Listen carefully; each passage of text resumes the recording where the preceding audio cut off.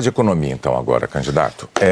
Todos os economistas atualmente estão dizendo que o próximo governo vai ser obrigado a lidar com uma bomba fiscal, um desequilíbrio das contas públicas enorme.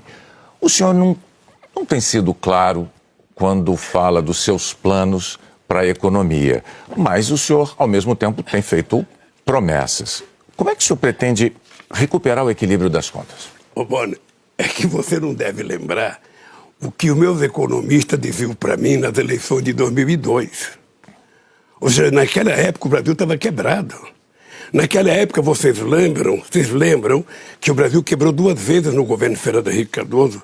Naquela época o Malan, que era um homem sério, ele todo final de ano ia para Washington tentar pegar dinheiro para fechar o balanço, o caixa do governo. Estão lembrados de 2 pessoas do FMI que vinham para o Brasil investigar o Brasil todo dia, e os meus economistas diziam: o Brasil está quebrado, o Brasil está quebrado. Eu falava: então por que vocês querem que eu ganhe as eleições? Então eu vou dar um dado para você ver o seguinte. Quando eu tomei posse em 2003, o Brasil tinha 10,5% de inflação. O Brasil tinha 12% de desemprego. O Brasil devia 30 bilhões ao FMI. Nós tínhamos uma dívida pública de 60,4%. O que é que nós fizemos?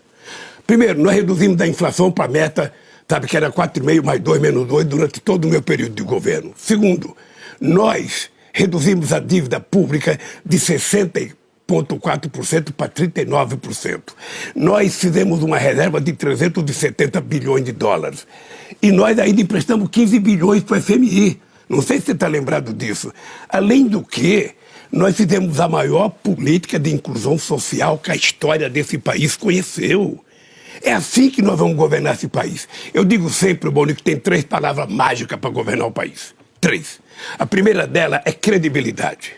A segunda dela é previsibilidade. E a terceira é estabilidade. Você tem que garantir, primeiro, que quando você falar, as pessoas acreditam no que você fala.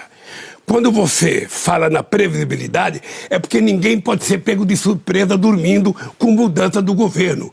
E a estabilidade é para você convencer o governo, cumprindo com a sua tarefa, que os empresários privados do Brasil e os empresários estrangeiros tenham condições e saibam que tem estabilidade para fazer investimento aqui dentro. E você sabe, eu vou terminar dizendo o seguinte: nunca antes na história do Brasil esse governo teve uma chapa como Lula e Alckmin para poder ganhar credibilidade interna e externa para fazer acontecer as coisas no Brasil. Mas ainda na economia, depois dos seus 2 mandatos, candidato, veio o governo Dilma. E o governo Dilma se notabilizou por tentar induzir o crescimento da economia brasileira, aumentando gastos públicos e também segurando aumentos de preços de combustíveis, aumento de preços de energia. O resultado disso foi a maior recessão em 25 anos e uma explosão da inflação. Daí a pergunta: o senhor, uma vez eleito presidente da República mais uma vez,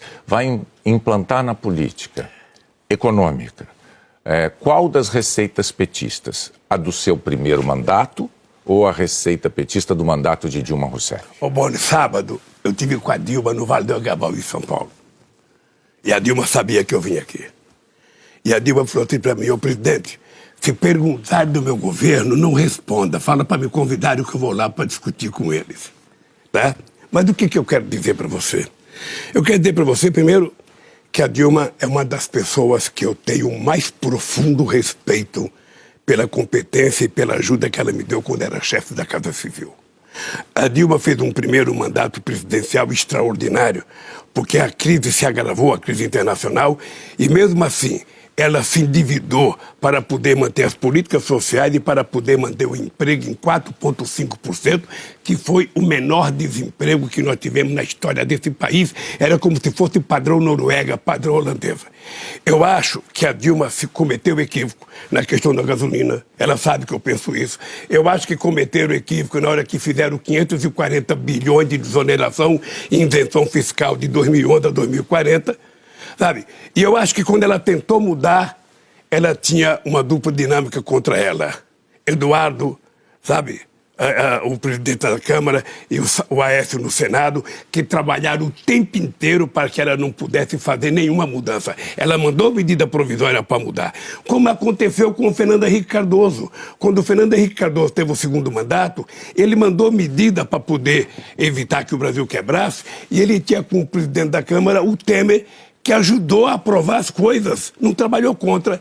E o presidente da Câmara, da Dilma, ele trabalhou contra o tempo inteiro a Dilma. Mas então, presidente Dilma, candidato, não agiu sozinha, havia uma equipe cuidando de economia para ela e tudo. Então, este erro que o senhor reconhece ter havido lá, não foi um erro pessoal, solitário dela, mas de uma corrente do PT. Por isso, a pergunta se impõe. Se a corrente do PT, que amparou as decisões que o senhor reconhece terem sido equivocadas da ex-presidente Dilma, fizer valer a sua opinião num governo seu, vai-se por esse caminho. Daí a pergunta. O senhor não está dizendo, então, que o seu governo vai ser diferente se um de Dilma? dia entrar alguém no teu lugar para fazer o Jornal Nacional, entrará. Você vai perceber o que é rei morto, rei posto.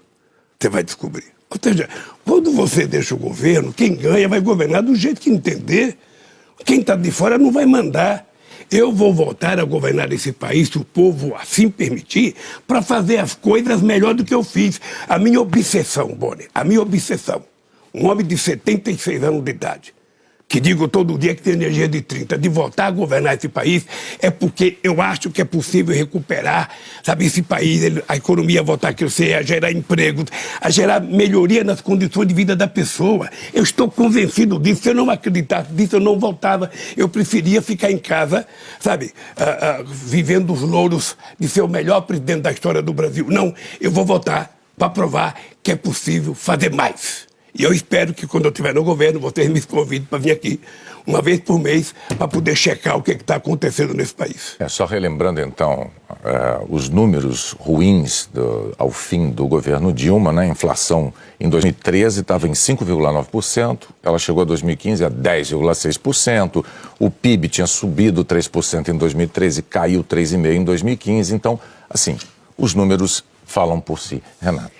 Candidato. É importante lembrar que eu peguei a inflação a 12 e reduzi para 4,5. Antes? Não, mas nós vamos fazer o mesmo. Se tem uma coisa que eu sei fazer, Renato, é cuidar do povo. Não, o senhor deixou claro que pretende fazer uma gestão na economia diferente da que foi feita. Não, eu pretendo fazer uma gestão de acordo com aquilo que nós construímos. Eu hoje tenho 10 partidos junto comigo e ainda tenho a experiência do ex-governador Alckmin comigo. Muita gente pensava um ano atrás que era impossível o Lula se juntar com o Alckmin. E eu me juntei para dar uma demonstração para a sociedade brasileira que política não tem que ter ódio. Política, sabe, então, a coisa mais extraordinária para você estabelecer convivência entre os contrários. Pronto, é de paz, seu app de vídeos curtos.